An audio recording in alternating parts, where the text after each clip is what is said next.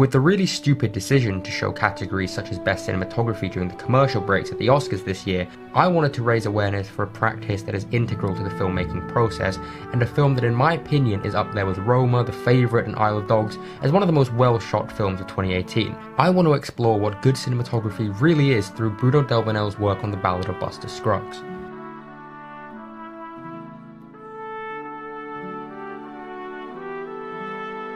This is what Roger Deakins had to say about cinematography. Freddie Francis says there was good cinematography and bad cinematography, and then there's the cinematography that's right for the movie. And in my opinion, he couldn't be more right. And the reason that I think Bruno Delbonnel's work on Buster Scruggs deserves more recognition is because it does just that. The images service the story. Now, the Coen brothers are pretty well versed in their knowledge of making westerns, with True Grit, No Country for Old Men, and even that western section in Hail Caesar. All these films shot by Roger Deakins. All three of these films have a drastically different look and feel to Buster Scruggs. Why?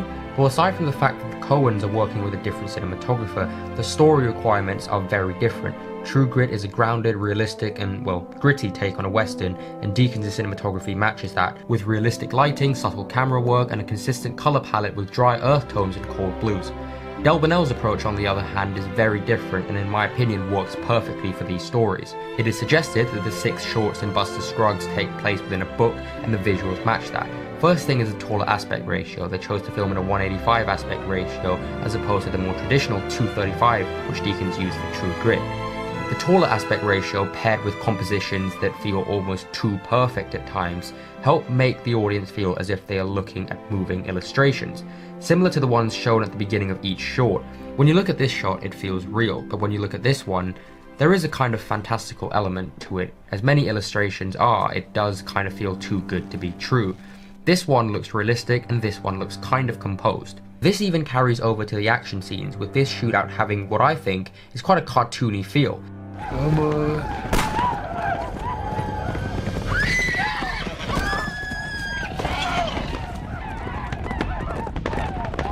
While this one is definitely what you'd expect from a more traditional western.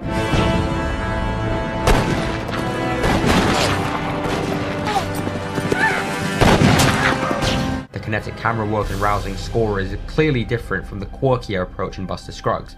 In my opinion, the precision of the cinematography seen here is intentional. This is something that I found to be quite similar to Delbonnel's other collaboration with the Coen brothers Inside Llewyn Davis, in which he based the look of the film completely on one image he was given by the Coens, an approach he also brought to Buster Scruggs. It's 6 different stories, but there was obvious images, like the opening of the James Franco. It was just like, a bank in the middle of nowhere with a horseman and waiting there, and a well. So it was just like a very strong image. With this image, your mind start working. You said, oh, okay, that's an image.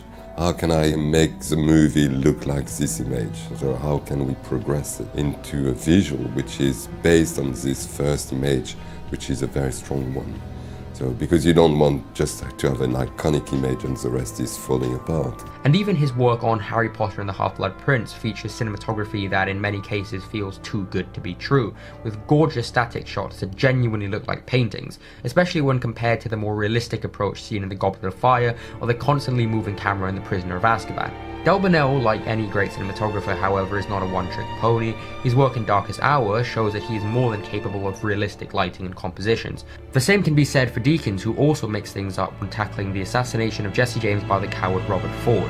Another western, but this time directed by Andrew Dominik, the style is very different to True Grit, and noticeably so. To add to the storybook quality of Buster Scruggs' images, the film features a very diverse colour palette with clearly defined greens, browns, reds. The use of really light tones along with these playful whip pans help to create a cartoony feel in the Buster Scruggs section, while the darker style in this short works to service the despair and dread within our protagonist, which furthers Deakins' point that good cinematography isn't always about making an image look pretty, it's about crafting images that service the story and characters. However, for anyone out there who says they like dull grey colour palettes because it makes the movie feel more realistic or fits with the tone, then let me remind you of Deakins' work on Prisoners, or Sean Bobbitt's work on Widows, or Conrad Hall's work on Road to Perdition, and of course Delbonnel's work on Inside Llewyn Davis. These are all serious films with serious subject matters which feature predominantly depressing cinematography, but never dull and uninteresting.